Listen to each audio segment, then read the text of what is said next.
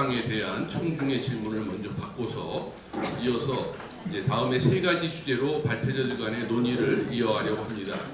제가 보는 세 가지 주제는 첫 번째, AI 시대의 문학 번역가의 정체성은 앞으로 어떻게 재정이 되어야 하는가. 두 번째, AI 시대의 문학 번역가가 경쟁력을 가지려면 어떤 역량을 강화해야 하는가. 세 번째, 문학 작품의 AI 번역이 출판된다면 번역 책임은 누구에게 있는가 같은 세 가지 질문을 놓고 논의를 이어가려고 합니다. 그에 앞서 지금 이 앞에 이 완전 이 네 분의 특강에 대해서 혹시 질문이나 코멘트 있으면 해주시기 바랍니다. 손을 들어주시면은 이 마이크를 전달해드리겠습니다. 여기 한 분이 좀 수고해 주시면 좋겠는데요. 이 마이크 전달. 질문 없으신가요? 이미 가신 분들에 대해서는 제가 답변을 할 수 없기 때문에 저희 여기 4명에 대해서 저쪽에 끝에 네, 저는 이제 프롬프트 관련해서 질문이 있었는데요. 그 점에 대해서 세 분 연사님께서 다뤄주셔서 정말 재밌었고, 또 어떻게 좀 더 자세하게 혹은 덜 자세하게 프롬프트를 설정해야지 좋은 결과물을 얻을 수 있는지에 대해서 너무 좋았습니다. 제가 궁금했던 건 이제 프롬프트의 언어, 그러니까 이제 예를 들어서 한영 번역이든 영한 번역일 때 그 프롬프트를 저희가 작성할 때 이제 한국어로 프롬프트를 작성하느냐 혹은 영어로 작성을 하느냐 했을 때 결과물이 좀 달라지는지에 대해서 혹시 궁금했습니다. 그래서 만약에 예를 들어서 한영을 번역할 때 프롬프트를 영어로 하면 훨씬 더 좋은 결과를 얻는지, 아니면 그냥 한국어로 해도 되는지, 아니면 그렇게 좀 다르게 또 그런 거에서 의견 혹시 해보신 그런 점이 있어서 혹시 나눠주실 부분이 있다면 감사하겠습니다. 해보시는 분이 있으면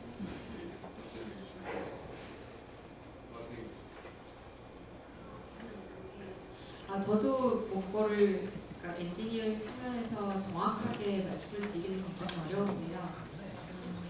챗GPT를 초기에 사용할 때는 사실 한국어로 프롬프트를 입력했을 때는 조금 오류가 나기도 해서 주로 영어로 입력을 했어요.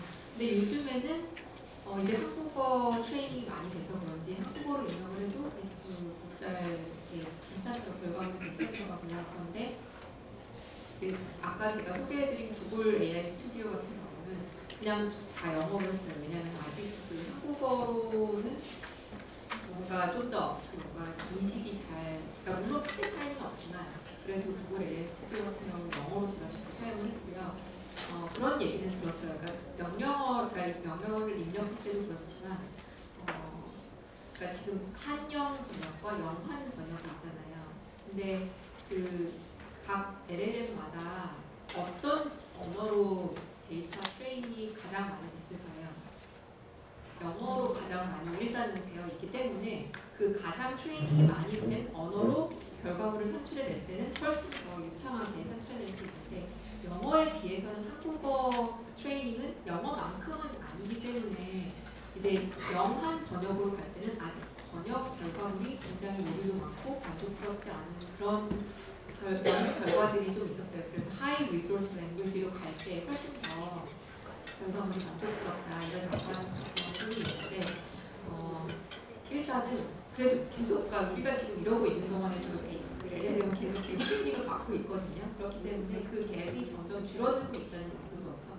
그래서 아마 언젠가는 뭐 한국어로 입력하든 영어로 입력하든 크게 결과물의 차이가 많이 줄어들 수는 있을 텐데, 어쨌든 지금까지는 영어로 입력하고 영어로 결과물을 산출해낼 때 훨씬 더 만족스럽다라는 게 좀 더 집에서 의견이었어요. 근데 이거는 실시간으로 또 변하고 있기 때문에 1년 후에는 또 어떤 말씀을 드리게 될지 모르겠습니다. 또 다른 분 혹시 질문 있으시면 손 들어주시기 바랍니다. 예.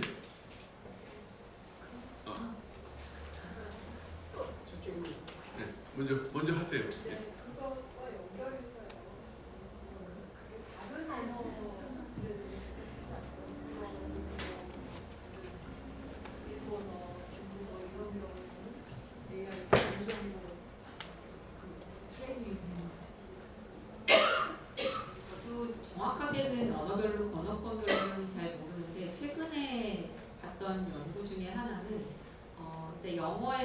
독일어와 중국어로 이렇게 번역을 한 경우가 있었는데 독일어로 번역한 경우가 훨씬 더 결과가 좋더라. 템퍼러처를 조정하고 이런 거를 해서 결과물을 내놓으면 생성했는데 왜냐하면 영어에서 독일어로 이렇게 번역을 하거나 아니면 독일어로 된 그 훈련 자료가 훨씬 많기 때문에 그래서 뭐 하이 리소스 랭귀지로 갈 때 훨씬 결과물이 좋다 이렇게 얘기를 했어요. 근데 언어권별로 물론 차이가 있을 거기 때문에 있을 테지만 정확하게 어느 정도까지 차이가 있는지는 정확히 말씀드리기 어렵습니다. 제가 좋은 질문 감사합니다. 제가 번역학회에서 산학위원장으로 있어서 실제로 네이버 개발자들이나 디벨 개발자들이랑 만나서 여쭤봐요. 그럼 말씀을 안 해주세요. 근데 결론적으로 어떤 회사에서 어떤 데이터셋을 가지고 얼마큼 학습을 했는지가 본인들의 경쟁력이기 때문에 그 비중을 외부적으로 공개하는 건 없습니다. 다만 이제 마승희 교수님 말씀하셨던 것처럼 언어상의 유사성이 높을수록 그리고 랭귀지 리소스가 하이 리소스냐 로우 리소스냐에 따라 가지고 확률론적으로 봤을 때 뭐 영어에서 독일어로 가는 게 영어에서 일본어로 가는 것보다는 정확도가 높을 거다라는 확률적인 추정인 거고 실제 어떤 데이터셋을 가지고 있는지에 대해서는 다 회사 기밀이기 때문에 현재 떠돌아다니는 얘기는 떠돌아다니는 얘기일 뿐 그걸 공개하는 회사는 단 한 회사도 없습니다. 예, 그쪽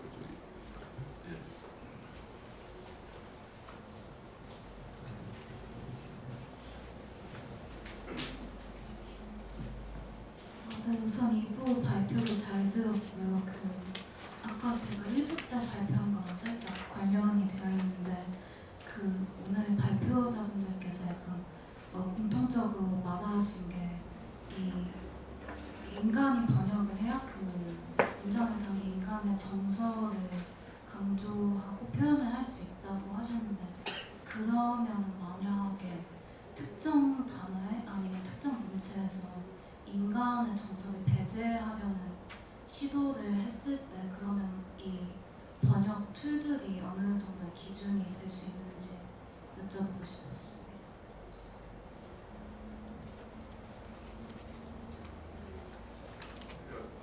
이 배제한다는 게 무슨 말이죠? 그러니까 무미건조하게 만든다는 얘기인가요? 문체를?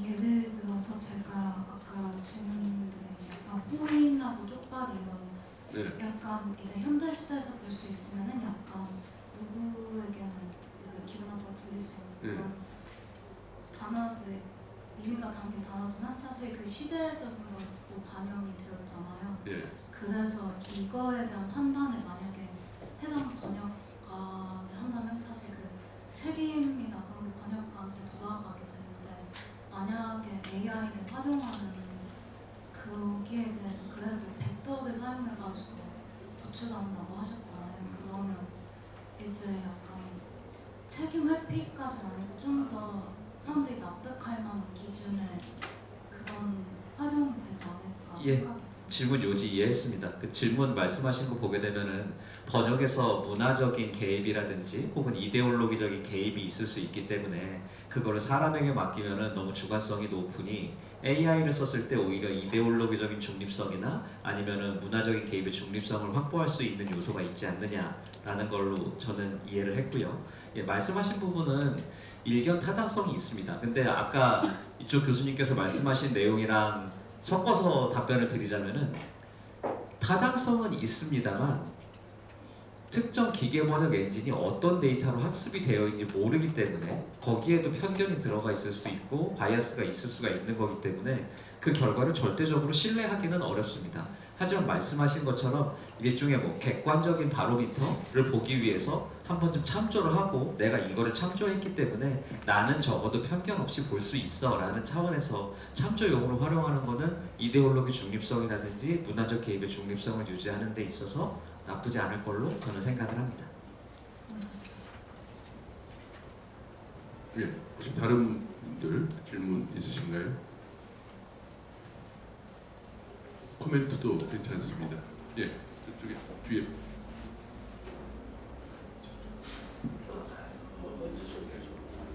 네. 저는 이제 질문은 아닌데요. 그냥 이 심포지엄 좀 우연히 이제 교수님의 추천 받아서 제가 참석하게 됐는데 너무 좋아서 한번 그냥 제가 일부에서 들었던 말 중에 뭐 누가 운전하는지 뭐 이런 메타포가 상당히 좋았거든요. 그러니까 제가 연세대학교 07학번이에요. 그러니까 졸업생인데 그때 가장 핫했던 단어가 그 자동 주행 자동차였거든요. 그래서 그때는 뭐 일론 머스크도 한 2010년 초반부터 계속 이제 내년에 나올 거다. 뭐 내년에 이제 드디어 나온다. 뭐 그게 이제 투자 주식을 잘 이제 끌어왔죠. 근데 그것처럼 뭐 아무튼 이게 계속 일부부터 계속 생각하면서 좀 연결되는 거는 이제 인간 운전하느냐 AI 하느냐 가장 큰 중요한 어떤 시점이었던 것 같고 제가 말씀드리고 싶은 얘기가 저는 이제 졸업하고 거의 10년 계속 프리랜서로 번역하고 있는데 되게 요즘에 제게 제일 잘 되거든요. 그러니까 어떤 기회가 줄어들거나 이러지는 않은 것 같고 하지만 뭐 학생 입장에서 뭐 앞으로 미래에 있을까? 뭐 대학원 가고 싶은데 과연 가게 되면 뭐 없어지지 않느냐 뭐 이렇게 생각하는데 그 자동 주행 자동차처럼 그게 언제 될지 모르고 요즘에 사람들이 막 35년, 45년에 이제 드디어 생길 것이다 하는데 뭐 그런 메시지 좀 드리고 싶었고 이제 인간이 계속 한동안 번역 운전 직접 할 텐데 좀 안전 운전 해줬으면 좋겠고 여기까지 하겠습니다. 제가 한 가지만 덧붙여서 말씀을 드리면 사실 저도 오늘 이 얘기를 하면서 자율주행 차량을 너무 얘기를 하고 싶었어요. 왜냐면 제가 운전을 못 하거든요. 운전을 사실 하다가 포기한 이유가 두 가지가 있는데 차가 막힐 때 끼어드는 걸 못하겠고 평행 주차를 못하겠더라고요. 그래서 나는 운전을 못하겠다고 포기를 했는데 올해 미국에서 테슬라 자율주행 차를 타본 경험이 있었는데 그냥 운전대를 안 잡고 가도 되는 거예요. 거기 오토파일럿이라는 시스템이 있어서 목적지만 입력을 해놓으면 자기가 알아서 다 끼어들고 알아서 그냥 좋은 길로 가고 도착하면 주차를 알아서 하더라고요. 그래서 너무 신기해갖고 나 이제 운전을 할 수 있을 것 같아. 이제 나도 운전을 할 수 있겠다 이런 생각이 들었는데 문학 번역에서 AI가 그런 도구가 될 수 있겠다는 생각이 들었어요. 아까 그 학생들 교육에 대해서도 말씀을 해주셨지만 왜 처음에 학생들한테 문학 번역 이거 해보자 하면 다들 막 죽을상을 하고 이걸 어떻게 하나 이런 표정으로 있다가 AI를 앞에 두고 해보자 하면 표정이 밝아진다고 했잖아요. 그래서 저 같은 경우도 제가 이제 뭐 영어가 이제 모국어인 사람이 아니기 때문에 이렇게 어려운 문학 번역을 해봐 이렇게 얘기를 하면 내가 이 감정에 딱 맞는 단어를 선택할 수 있을까? 내가 갖고 있는 단어 폭이 이렇게 넓지가 않은데 내가 갖고 있는 이 좁은 단어 폭에서 정말 적절한 단어를 찾아낼 수 있을까 걱정이 되는데 AI를 갖고 한번 해봐. 그러면 AI한테 정말 다양한 대안들을 계속 만들어내라고 할 수가 있는 거예요. 그러니까 제가 그 대안들 중에서 이 맥락에서는 이게 적절하겠구나 판단할 수 있는 능력이 있으면 그 여러 가지 대안들을 갖고 나도 해볼 수 있겠다는 생각이 들더라고요. 그래서 이제 그가 영어에서 한국어로 가는 방향은 제가 아직은 아주 잘하고 있다고 말하기는 굉장히 어렵지만 일단은 한국어에서 영어로 가는 방향을 볼 때는 이 굉장히 데이터가 많이 축적이 되고 학습이 되어 있기 때문에 내가 운전만 잘 지시하고 이게 너가 맞게 하고 있는 거야 라는 거를 알려줄 수 있는 판단력만 있으면 굉장히 다양한 옵션들 중에서 대안들 중에서 이거를 잘 운전해서 목적지로 갈 수 있겠다는 그런 생각이 들어서 저는 교육에도 충분히 활용할 수 있고 좀 더 많은 사람들이 문학 번역에 대해서 굉장히 이건 너무 어려운 영역이야라고 그냥 치부해버리고 손도 안 대는 게 아니라 나도 한번 해볼 수 있는 영역이다라는 생각을 가질 수 있게 되지 않을까라는 생각을 했습니다. 예, 여기 앞에.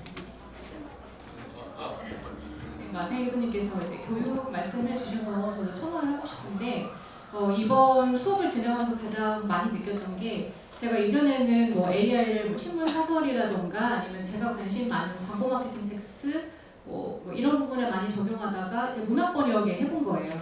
그래서 어떻게 생각하면 교육의 관점에서 보면 AI 시대의 교육에서 문학 번역이 굉장히 번역 교육에 큰 역할을 할 수 있겠다라는 생각이 들었어요. 왜냐하면 학생들이 이제 자신의 해석 의도를 정하라고 하고 직접 이야기하면서 기술하면서 오랫동안 좀 음미하고 생각하는 시간을 갖다 보니까 학생들이 확실히 번역에 좀 욕심을 내는 게 많이 느껴졌습니다.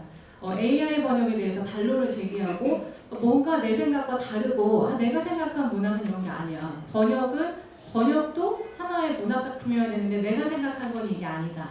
그렇기 때문에 내 해석 의도대로 끌고 가려는 욕심이 굉장히 많이 보였고요.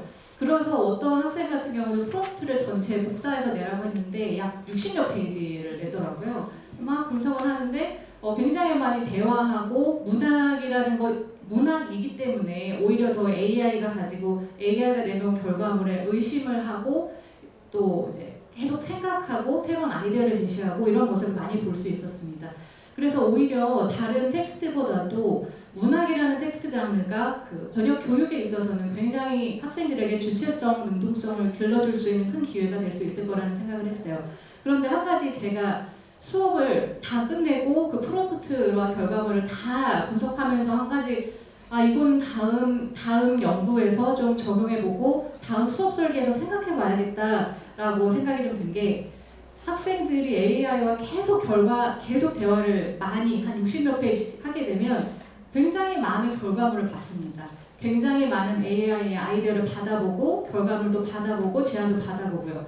그런데 그렇게 오히려 많은 선택지가 생기고 올랐던 아이디어를 너무 많이 과하게 알아갈수록 점점 원문에서 약간 벗어나는 또 경향도 보이더라고요. 그래서 이런 부분들을 다음 향후 수업에서 어떤 식으로 좀 컨트롤을 해야 할지 어떤 방법을 사용하면 좀 적정선을 지키면서 학생들의 능동성을 좀 자극하는 방향으로 AI를 활용할 수 있을지 좀 고민을 해보게 되는 계기도 됐습니다.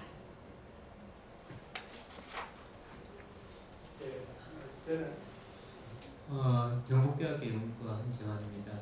오늘 국회에서 영어 공교육 심포지움이 있어서 거기 이제 참석했는데 마침 거기서도 중고등학교, 초등학교 유치원부터 해가지고 영어를 AI를 통해서 어떻게 효과적으로 잘 교육할 수 있을까 그것부터 해서 이제 수능의 평가 방법까지 깊이 있게 논의가 이제 됐는데 거기서도 챗GPT를 통한 영어 교육 이야기가 나왔기 때문에 오늘 심포지움도 이제 챗GPT를 포함한 AI를 통한 번역의 새로운 발전 단계 이런 것들이 논의이기 때문에 그래서 일장선상에서 제가 이제 좀 궁금한 건데요. 오늘 우리 논의에서도 어떤 교수님은 학생들한테 먼저 작문을 하게 하고 챗GPT의 도움을 받아서 개선된 작문을 같이 내게 해서 스스로 이제 이렇게 그렇게 한다는 그런 교수님 있었고 어떤 발표하신 교수님은 바로 이제 챗GPT한테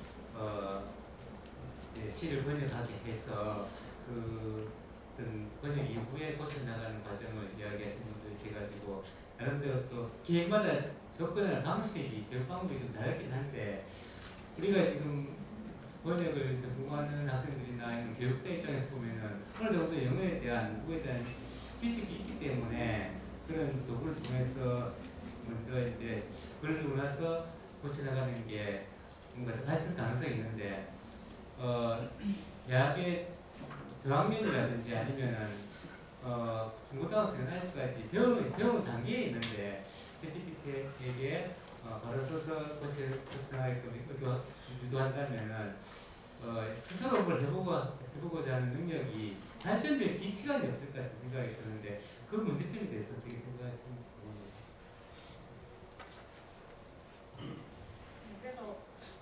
그래서 이제 아까 서두에 특히 저학년 학생들 같은 경우가 번역을 처음 시작하거나 아니면 번역의 AI를 이제 갓 활용해보기 시작한 단계에 있을 때 뭔가 먼저 생각해보는 시간이나 배경 지식이 탄탄히 쌓이지 않은 상태에서 먼저 돌려보고 그 다음에 수정하는 단계를 거치는 게 상당히 위험하다는 생각이 들었어요. 일단 결과물의 품질은 일단 제쳐두고서라도 학생들이 내가 한번 해보겠다, 내가 한번 생각해 봐야지 이렇게 비판적인 의식을 잘 갖지 못하는 경우가 많다는 생각이 들었거든요. 특히 교육이라는 테두리 안에서 이루어지는 실습이고 교육이기 때문에 이 결과물의 퀄리티가 이제 자신의 평가와도 관련이 되어 있다고 생각을 하기 때문에 어느 정도 내 생각보다는 번역을 이제 생각하는 나의 의견보다는 아무래도 여러 자료를 기반으로 그럴듯한 결과물을 내놓는 챗 GPT를 좀 더 신뢰하는 게 나을 것 같다. 이렇게 판단을 하게 되는 경우가 많다고 생각했거든요. 그런 말씀해주신 대로 어떤 교육의 단계 이제 첫 번째 출발선상에 서 있는 학생들이 비판적인 의식이나 본인의 어떤 사고의 폭을 확장한다든가 이런 경험 없이 챗 GPT를 좀 추종하게 되는 방식이 되기 때문에 교육의 첫 단계에서는 제가 아까 조금 제안을 한 그런 설계대로 먼저 한번 시도하고 먼저 생각하고 먼저 결과물을 내놓은 다음에 챗 GPT와 협상을 하거나 아니면 챗 GPT 결과물과 비교하면서 좀 더 최적의 결과물을 만들어내는 방식으로 번역을 접근하는 게 어떨지 이제 그렇게 생각을 하고 있습니다.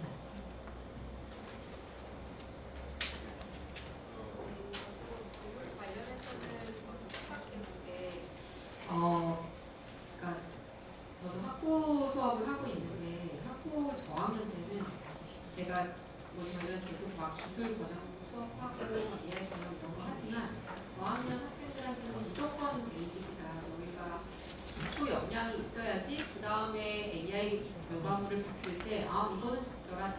이거는 아닌 것 같다. 이런 걸 판단할 수 있는 역량이 있어야지 그 다음에 너희가 충분히 활용을 할 수가 있는 거지. 역량도 없는데 무조건 활용하고 그거를 쓰다 보면 이게 옳고 그른지 맞는지 적절한지 판단할 수도 없는 상태에서 이상한 결과물을 쓰게 될 거기 때문에 일단은 어느 정도 내가 번역 능력, 언어적인 능력을 갖출 때까지는 그냥 이게 뭐 AI 번역에 의지하지는 말자 이렇게 해서 수업을 하거든요.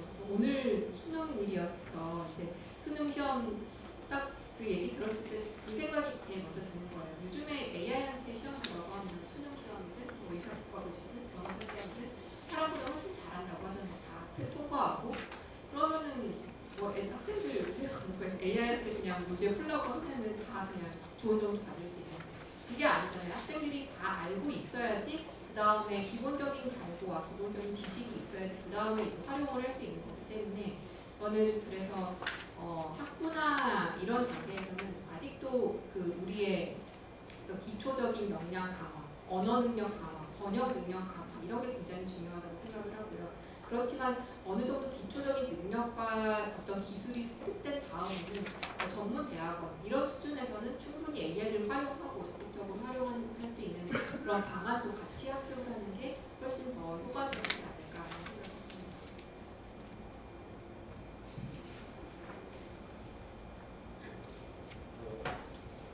다른 질문 하나만 더 받고 라운드 테이블로 넘어가겠습니다. 윤민우 교수님. 제가 네 분의 세 분 발표를 늦게 와서 못 들었는데요. 완벽하게 발표해 주시는 바람에 질문할 게 없었습니다, 사실. 그래서 이제 시간도 남고 한가해서 제가 그냥 질문 내지 코멘트 같은 거 해볼게요. 우리 TV에 이렇게 뭐 뉴스 같은 나올 때 밑에 이렇게 캡션 나오는 거 있잖아요. 누가 누굴 주장했다 이럴 때 도저히 그만 봐가 누가 주장한 건지 검색가 뭔지 주가 뭔지 모르게 기자들이 밑에 써가지고 이렇게 하는데 이런 것들도 이제 챗 GPT 넣어가지고 이런 사항을 뭐 한 문장대로 요약해보라는 것이 이런 좀 건설적인 방법을 좀 사용해보면 어떨까 하는 생각이 들거든요. 또 자율주행이라고 말은 많이 하시는데 저도 한마디 하면 자율주행이라는 말이 자율학습이라는 말인데 자율주행이라는 말이 맞는 건지 도대체 모르겠어요. 자율주행 뭐 경찰관이 없을 텐데도 그냥 너희들이 자유롭게 규칙을 지키면서 운전해라 그 소리도 들리지 않습니까? 자율주행. 왜냐하면은 자율주행이라는 말은 자율이라는 말은 내장돼 있어 왔고 차가 이제 운전사 없이 운전하지 않는 건 새로운 개념인데 자율이라는 그 옛날 개념을 갖고 와서 쓰면 이게 어느 하나의 기호로서 우리가 그렇게 통용되기 때문에 프리마티컬리 통용되기 때문에 화형으로 통용되기 때문에 가능한 것이 자율주행이라는 말 자체가 기계가 이렇게 움직여준다는 뜻이 그 속에 포함되는 겁니다, 사실은요. 그러니까는 이런 것도 우리가 거꾸로 한번 이런 개념을 네가 한번 만들어 보면 어떻겠느냐 라고 물어보면 좋을 것 같고 또 심심한 것 그런 이야기 제가 해볼게요. 해외 여행 가는 거에 저기 뭡니까 홈쇼핑을 제가 잘 보는데 홈쇼핑은 뭐 국제기를 타고 가십니다. 이렇게 해가지고 국제기를 타고 가십니다. 아니 도대체 국제기가 없는 나라가 어디 있습니까? 국제기가 없는 나라가. 예? 대한민국 국제기를 타고 터키로 가는 건지 터키의 국제기를 타고 가는 건지 도대체 이게 뭐 이런 식의 이제 그 언어에 대한 굉장히 우리가 받아들이는 리셉션 레이지하게 만들고 그리고 국제기는 당연히 뭐 한국 국제기가 이렇게 이해되는데 저는 그것이 굉장히 몹시도 걸거치는 그런 언어의 좀 그런 성격이 있는데 이런 것도 한번 거꾸로 한번 해봤으면 어떨까 이런 생각이 들고 있습니다. 예, 감사합니다. 예, 지금 이제 시간이 5시 11분을 가리키고 있는데요.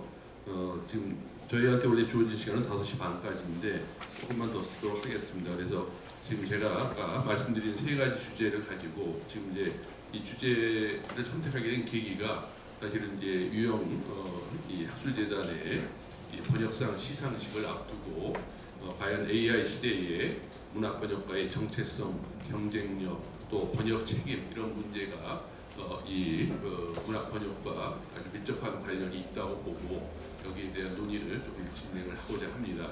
그래서 가급적 이 5시 한 45분까지 해보도록 하겠습니다.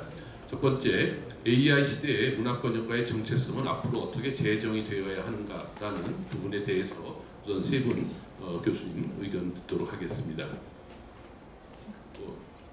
차례 큰 말 없이. 문학 번역가의 정체성은 문학 번역가의 정체성으로 인정되어야 된다라고 보는 입장이고요. 제가 주 연구 영역은 문학 외적인 영역에서 기계 번역의 포스트 에디팅 (NTP를) 하는 영역이고요. 거기에 대해서는 이미 기술적인 논의는 끝났기 때문에 사회적인 합의만 남아있는 상황입니다. 기술적인 문서는 기계로 하는 거고 어떻게 누가 할 것이고 그걸 어디까지 할 것이고 과금을 어떻게 해야 될 것인지에 대한 사회적인 논의만 남아있는 상황인데 문학 번역은 저는 예외라고 생각이 듭니다. 문학 번역은 아까 처음 발표에서 말씀드렸던 것처럼 일반 번역과는 다르고 문학 번역을 다시 쓰기 아니면 창의적인 글쓰기로 정의를 한다라고 했을 때 그거를 기계 번역의 포스트 에디팅 (NTP의) 일환으로 국한시키는 거는 문학 번역의 속성에도 반하는 일이고 문학 번역의 창의성에도 반하는 일이기 때문에 그 부분에 대해서는 뭔가 제도적인 조치, 사회적인 합의가 있어서라도 보호가 이루어져야 된다라고 보는 입장입니다. 주시면 감사합니다. 네, 그러니까 이제는 이제 문학 번역가가 예전에는 이제 오롯이 홀로 번역을 했다면 이제 AI가 존재하고 또 AI를 굉장히 상당 부분 활용할 수 있다는 가능성 하에서 이제 새로 정체성을 이야기하는 거라고 생각을 합니다.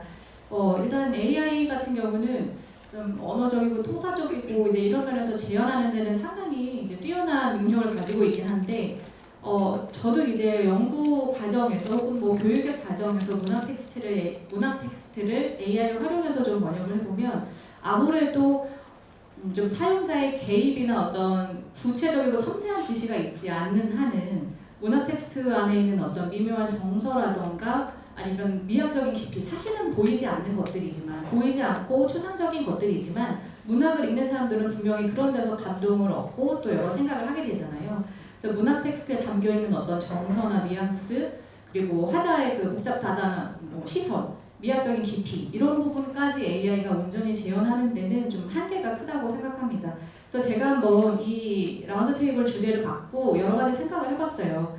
그래서 AI 시대의 문학 번역가는 단순히 이제 문학 텍스트를 번역을 수행하는 그런 수행자라기보다는 문학 번역이라는 아까 이제 이영우 교수님의 그 통념 관련해서 90번과도 좀 관련이 될 것 같은데 문학 번역이라는 어떤 재창조 혹은 재창작 행위를 설계하고 책임질 수 있는 저자적인 존재라고 생각합니다. 물론 여기서 약간 또 위험하다고 생각이 들 수도 있고 좀 의견을 반론을 제기하시는 분도 있을 수 있지만 그 저자적인 지위라고 이야기한 데는 어떤 저자와 번역가 사이에 뭐 대등한 지위 혹은 뭐 번역가가 방종 너무 자유롭게 번역해도 된다 이런 이야기는 아니고요.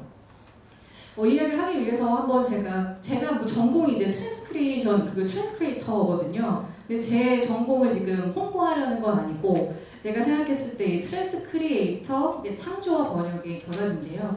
이 트랜스크리에이션과 트랜스크리에이터라는 용어 그리고 개념이 AI 시대의 문학 번역가를 새롭게 정의하고 정체성을 새롭게 정의하는데 상당히 유용하다는 생각도 해봤습니다. 왜냐하면 문학 번역에서의 트랜스크리에이션은 원문, 즉 문학 텍스트의 의도를 보존한다는 전제로 해석적으로 번역가가 선택하고 미적 판단을 해 나가면서 출발 문화권과 도착 문화권 사이의 그 큰 간극을 메워나가는 개념이거든요. 그래서 좀 정리를 해보자면 제가 생각하는 문학 번역가의 새로운 정체성은 어떤 원문에 담겨있는 미학적인 깊이, 의미를 포착해서 좀 재맥락화할 수 있는 좀 능동적이고 창조적인 해석자가 되어야 된다고 보고요. 그리고 두 번째는 문학 번역이라는 재창작 혹은 재창조 행위를 설계하고 책임지는 저자적 존재, 좀 더 구체적으로 트랜스크리에이터로서의 새로운 정체성을 한번 고려해볼 필요가 있다는 생각을 해봤습니다. 예, 감사합니다. 마승희 교수님. 네. 이 주제를 딱 들었을 때 처음에 또 떠오른 단어는 최근에 무슨 박찬욱 감독님이 어쩔 수 없다 그런 영화가 있었던 것 같은데 보지는 못했어요. 근데 딱 그 어쩔 수 없다 이게 생각이 나더라고요. 왜냐하면 아까 그 질문 가셨던 이창수 교수님이 얘기하시면서 채식주의자 번역을 잠깐 언급을 하셨잖아요. 채식주의자 번역이 사실은 원문과 굉장히 많이 달라지고 그래서 굉장히 비판도 많이 받았지만 어쩔 수 없다 이렇게 말씀하시잖아요. 왜냐하면 그 목표권, 도착어권 독자들한테 좀 더 이해가 잘 되고 좀 더 정서적으로 공감할 수 있는 텍스트를 만들려면 어쩔 수 없는 것 같았다. 이건 어쩔 수 없는 과정이었던 것 같았다라는 말씀을 하시고 가셨어요.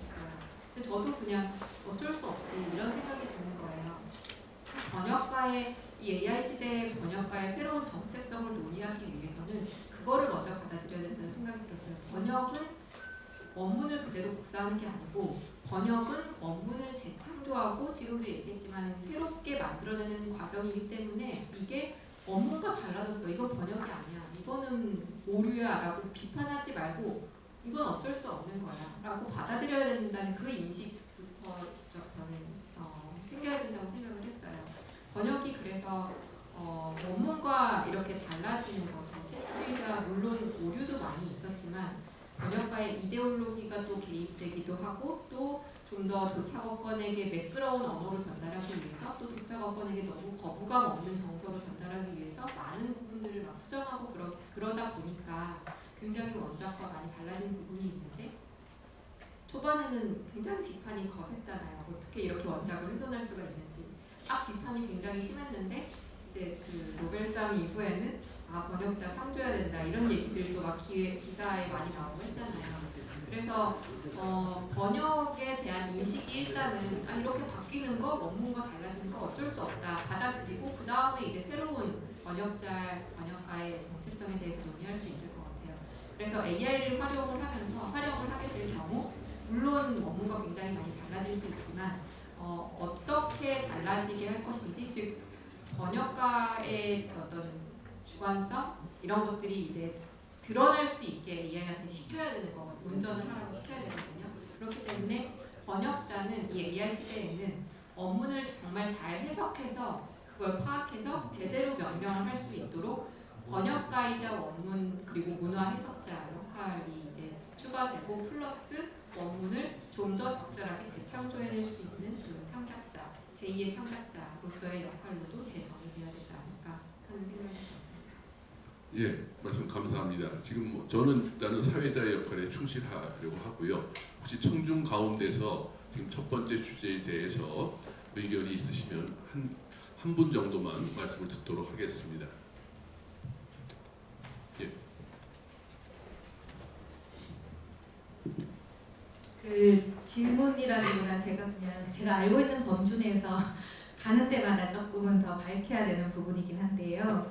이게 어떤 거냐면 이제 채식주의자 데보라 스미스 번역에 대해서 그 논란이 이제 계속 발생하는 방식에 대한 건데 분명히 구분을 해야 된다고 생각을 해요. 그러니까 번역 과정에서 어쩔 수 없이 발생하는 실수가 있고 그거는 불가피한 실수도 있고 알고도 이제 조금 이렇게 의역을 하는 경우도 있는데 데보라 스미스 같은 경우는 그 이전에 제닛 홍이라는 이제 작가가 사실은 영어 번역을 먼저 시작을 했고 근데 미국 베이스드 된 그 출판사에서는 이제 베스트셀러는 아직 받아들일 만한 환경이 안 되었고, 그 과정에서 사실은 이제 데보라 스미스로 이게 저작권이 넘어가는 과정에서 제니 통이라는 앞서 번역했던 번역가가 받은 엄청난 또 트라우마 같은 것도 있었는데, 그거는 사실 뭐 번역의 운명이 있으니까요. 텍스트의 운명이 있고 해서 그까지 말할 단계는 아닌데,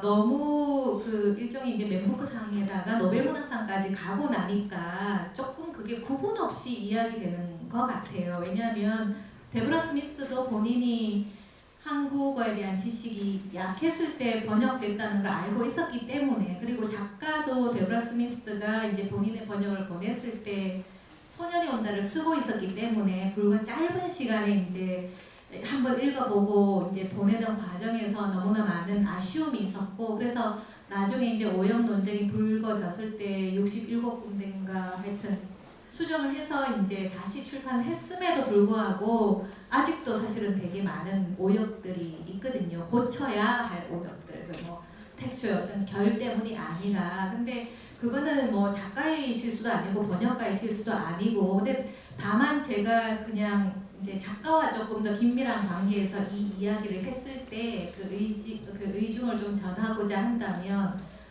그걸 또 데보라 스미스의 뭐 페미니즘 비평이라든가 번역이 페미니스트로서 더 적극적으로 했다라든가 이런 식의 해석은 데보라 스미스라는 번역가도 원하지 않는 바라고 제가 들었고요. 작가의 경우에도 그럼 나의 원텍스트에 내재된 페미니즘적인 문제의식은 뭔가, 그래서 아직 저는 이 문제조차도 사실은 우리가 아직 번역 비평에서 어느 선까지 엄중하게 봐야 될 거, 어느 선까지 뭐 그 용익 가능한 실수, 어느 선까지 번역상이나 여러 가지 뭐 문학, 사실 뭐 노벨 문학상의 어떤 광휘를 저항할 것 없잖아요. 그래서 저는 데보라 스미스의 번역을 비판하는 것도 아니고, 이제 모든 번역이 이루어지는 맥락에서 선생님 방금 말씀하신 저도 번역가이기 때문에 어쩔 수가 없다는 거에 대해서 너무나 절실하게 동의를 하는데 이제 번역 비평을 할 때 이제 어떤 정도의 뭐랄까 기준이랄까 이런 거는 조금 계속 조금 있어야 되지 않을까라는 생각이 들어서 그냥 말씀을 좀, 왜냐면 또 두 분도 계속 궁금해하셔가지고. 한강 작가는 이렇게 많은 에러가 있는지 몰랐고요. 일단은 짧은 시간을 보느라고 이제 많이 못 봤고, 나중에 이제 알았을 때는 적극적으로 고치고자 했고, 데보라 스미스도 적극적으로 본인의 실수에 대해서 고치려고 했으나 그럼에도 불구하고 이제 그 한계는 있는 거죠. 그래서 소년의 온도라든가 가령 뭐 작별하지 않는다 같은 경우는 작가가 프루프리딩 하는 과정에서 저도 좀 옆에서 같이 보기도 했고 해가지고 훨씬 더 이제 나아졌고, 이제 작별하지 않는다 같은 경우는 두 번역가가 공력을 했잖아요. 그래서 하여튼 그를 둘러싼 여러 가지 담론은 아직도 좀 끝이 안 난 것 같은 생각이 저는 사실 들거든요. 네, 그래서 조금 그냥 보태는 말씀을 드렸습니다. 네, 정 교수님 감사합니다. 이제 두 번째 논의로 넘어가고자 합니다. AI 시대의 문학 번역가가 경쟁력을 가지려면, 아까 여기 청주에 계신 분이 지금 이제 뭐 20, 30년 후면은 다 망하는 거 아니냐 이런 말씀도 하셨는데, 과연 경쟁력을 가지려면 어떤 역량을 강화해야 하는지 세 분의 어떤 해안을 듣고자 합니다. 예, 대학원에서 실제 통번역 전문가를 육성하고 있는 입장에서 말씀드리자면은, 이제 말씀하셨던 것처럼 20, 30년 후면 다 망하는 거 아니냐라는 의식이 팽배한 거는 사실이에요. 그것 때문에 굉장히 힘듭니다. 근데 두 가지는 이제 구분을 해서 봐야 될 것 같아요. 일반적인 시장과 그렇지 않은 시장에 대해서는 먼저 구분을 해야 될 것 같고, 저도 제일 우려스러운 건 그겁니다. 학생들은 꾸준히 와서 열심히 통번역을 공부하고 있고 문학번역도 열심히 공부하고 있다고 해요. 근데 가장 큰 우려사항은 뭐냐 하면은 문학번역을 가르치시는 분들도 그렇고 전문 통번역, 일반 통번역을 가르치시는 분들도 학생들의 수준, 열의는 과거 대비 떨어지고 있는 게 현재 트렌드라고 이야기를 하세요. 그 얘기는 즉슨 시간이 가면 갈수록 사람이 할 수 있는 통번역의 품질이 떨어질 확률이 굉장히 높습니다. 그래서 아이러니컬하게도 AI 시대의 문학 번역가의 가장 큰 역량은 진짜 전통적인 통번역 역량이 되게 중요해 보입니다. 왜냐하면은 흔히 그런 얘기 하잖아요. AI 때문에 미숙련자들은 다 없어질 거고 숙련만 남을 거다. 그럼 숙련자들이 은퇴하면 그 중간에 갭은 어떻게 메울 건가요? 문학 번역이 됐든 통번역이 됐든 그거는 남아있을 거라고 생각이 들기 때문에 기본적인 역량에 대해서 꾸준히 생각을 하고 교육기관에서 그 부분에 대해서 굉장히 집중을 해서 미래를 대비시켜야지 안 그러면 언젠가 그 공급이 생길 거라고 생각이 듭니다. 그리고 아까 말씀하셨던 어쩔 수 없다를 달리 해석해서 얘기하면은 기술적 변화는 어쩔 수 없습니다. 그 물결을 우리가 거스른다고 되는 것도 아니고 저항을 한다고 거기에서 벗어날 수 있는 건 아닙니다. 그렇기 때문에 AI를 적극적으로 활용해서 번역을 하자는 말씀을 드리는 건 아닌데 번역의 생산성이라든지 번역의 효율성을 높일 수 있는 도구는 굉장히 많이 있습니다. 그런 기술 친화적인 인지와 역량을 가질 필요는 있고 AI와 소통하는 역량도 어느 정도까지는 확보가 필요하다라고 저는 생각을 합니다. 저도 이 부분에 대해서 많이 고민을 해봤는데 여기서 이제 모든 번역가라고 하면 또 답이 좀 달라졌을 수 있는데 이제 문학 번역가의 경쟁력이라고 하면 좀 더 제가 생각해볼 수 있는 여지가 있다고 봤어요.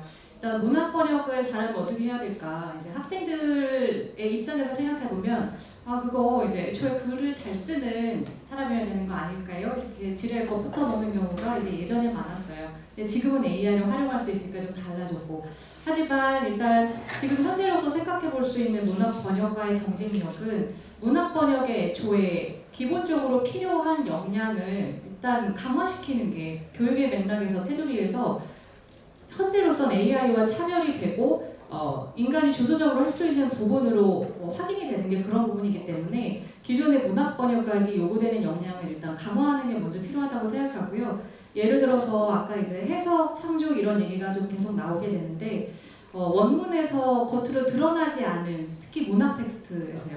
겉으로 드러나지 않은 어떤 함축이나 뉘앙스들이 상당히 많잖아요. 그 부분을 사실 이제 AI가 어떤 굉장히 복잡다단한 그리고 여러 단계의 지시 없이 프롬프트 없이 똑같이 사실 알아내긴 어렵다고 생각을 해요. 그래서 일단 문학 번역가는 기본적인 것처럼 느껴지긴 하지만 원문에서 명시되지 않은 함축을 좀 포착하고 읽어내는 해석적인 감각, 좀 사고력 이런 부분의 강화가 필요하다고 생각을 하고요.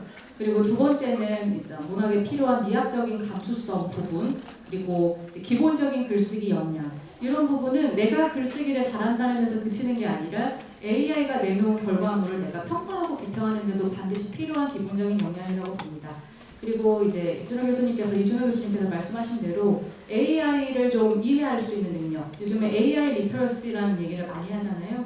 그래서 생성형 AI가 번역의 상당 부분을 차지할수록 생성형 AI가 과연 어떻게 작동하는지 그리고 한계는 현재 한계는 뭔지 그리고 혹시 어떤 편향을 갖고 있는지 어떤 텍스트를 번역할 때 이런 부분을 좀 알아내고 포착할 수 있는 능력이 필요하다고 봅니다.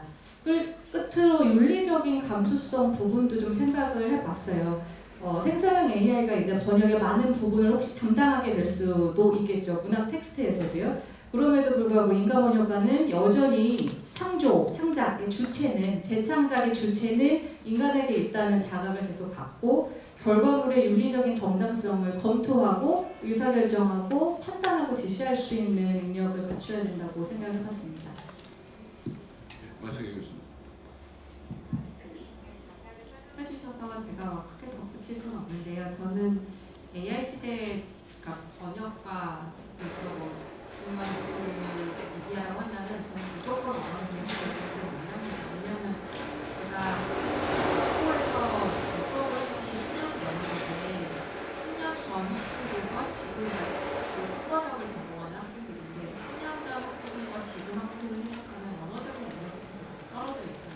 10년 전만 해도 정말 웬만한 통번역을 전공하겠다고 와서 연수한 학생들이 언어적으로 통역, 복잡하고 학부생임에도 불구하고 대학원생임이 아님에도 불구하고 복잡하네? 또 이 정도 하네? 이런 게 있었는데 요즘에는 점점 언어 능력이 떨어지는 거예요 학생들이. 왜냐면 번역 나 이거 어떡하지? 그냥 AI 돌려보고 이러다 보니까 자신의 언어 능력을 키워줄 기회가 점점 없어지는 거예요. 그래서 학부에서 요즘에는 진짜 무식하게 학생들한테 저 문장 통증 다외워 막 이런 거 시키거든요. 왜냐면 언어적인 감이 되거든요. 떨어지니까. 그래서 AI 시대에 물론 뭐 기술 다루는 솜씨 뭐 이런 기술적인 거 알아야 되고 그런 거 중요하지만 일단은 기본적인 언어 능력 갖춰놓고 그 다음에 한다라고 얘기를 하고 있고요. 그런데 이제 전문적인 문학 번역가라고 하면은 뭐 일단은 기본적으로 그런 능력 다 갖추고 있다는 전제 하에 얘기를 하면은 제가 어제 또 새로운 논문을 읽었을 때 이영수 교수님 좋아하시는데 인간의 자의성과 주관성이 더 부각되는 시기라고 이런 얘기를 하셨는데 저도 굉장히 공감하거든요. 왜냐하면 AI한테 그냥 번역하고 싶으면 그냥 원문을 하잖아요. 그렇지만 인간이 원문을 해석을 해서 여기에는 이런 게 넣고 있고 이런 것들을 강조해야 되고 이런 거를 명시적으로 드러내고 이런 거를 해석해서 이런 걸 드러내게 번역해줘라고 명령을 했을 때 좀 더 정확한 정보와 결과물이 나오기 때문에 원문을 문화적인, 함축적인 것 이런 것들을 해석해낼 수 있는 능력을 좀 더 다듬는 것도 굉장히 중요하겠다는 생각이 듭니다. 예, 세 분 말씀 감사합니다. 혹시 플로어에서 의견 있으시면 한 분 정도 듣도록 하겠습니다.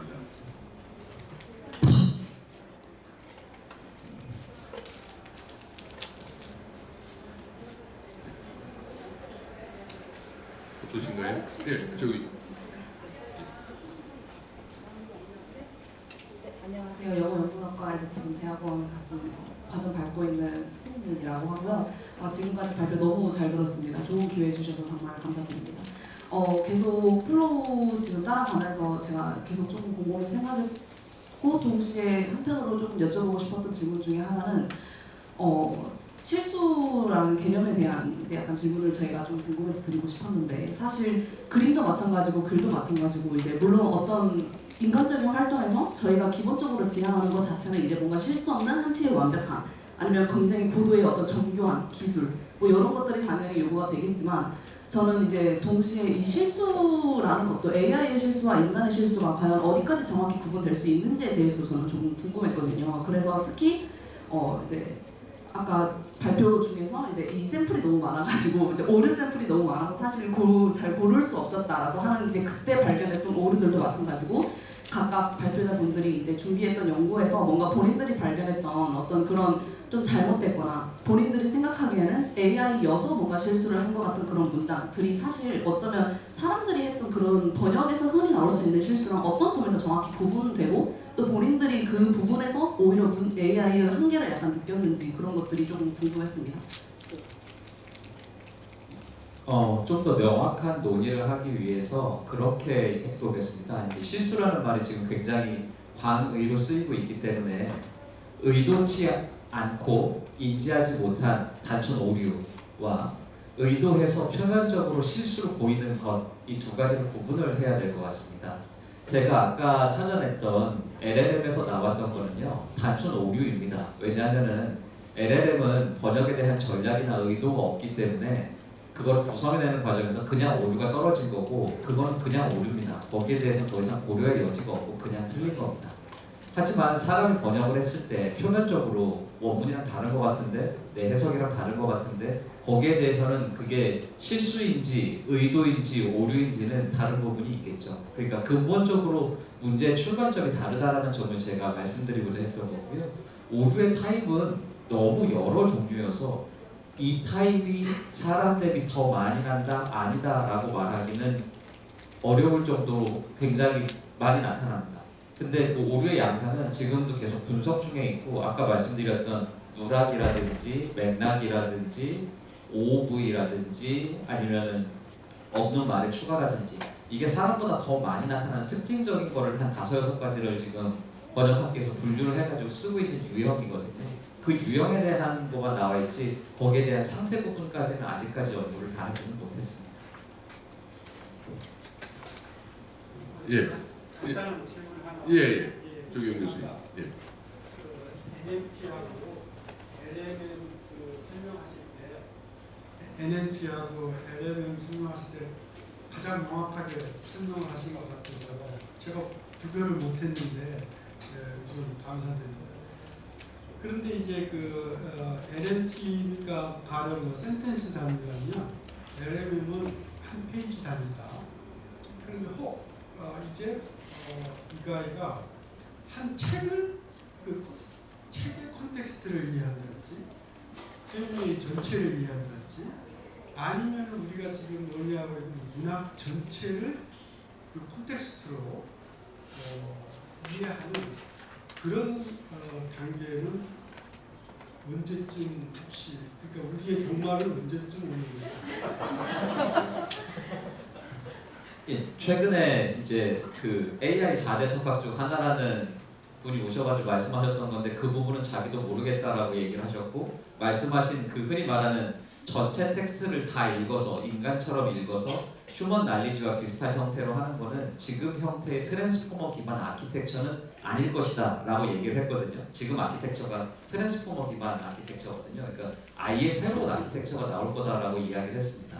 다만 현실에서 교수님이 말씀하신 부분이 구현이 어려운 이유는 제가 이제 약간 설명을 하기 위해서 문장에서 한 페이지다 이렇게 이야기했는데 한 페이지보다 훨씬 많이 읽는 거 가능합니다. 근데 그만큼 연산 비용이 많이 들어가고 그만큼 처리해가지고 값을 내는데 시간이 오래 걸리는 겁니다. 컴퓨팅의 실시간성이 굉장히 중요하고 연산에 비용이 많이 들어가기 때문에 지금 그렇게 콘텍스트를 많이 읽는 길이를 늘리게 되면 비용이 어마어마하게